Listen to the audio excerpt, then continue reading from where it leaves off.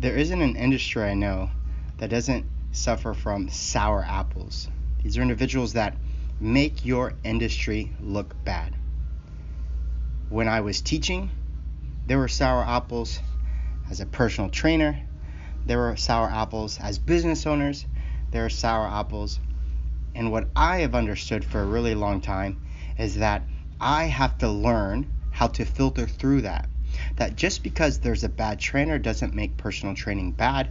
Just because there are bad teachers doesn't make teaching bad. And unfortunately, some people use a sour apple to define the industry as a whole.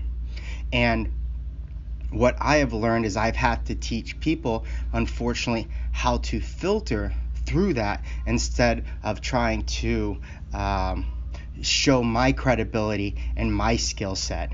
Because before I can do that, I have to know that they are at least open-minded to give it a try. And so there are a lot of barriers that people have to go through before they even come to me.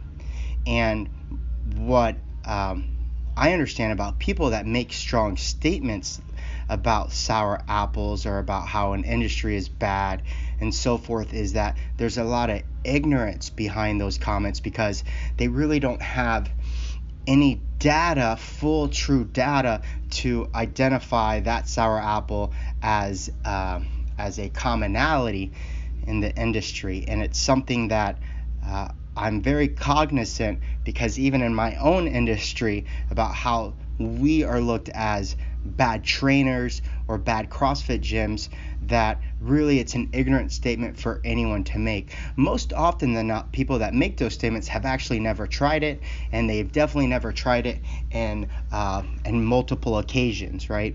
That I would hope that if someone was diagnosed with cancer, that they would receive second opinions, third opinions for how to diagnose it. And the same should be true for an injury. The same should be true about buying a home.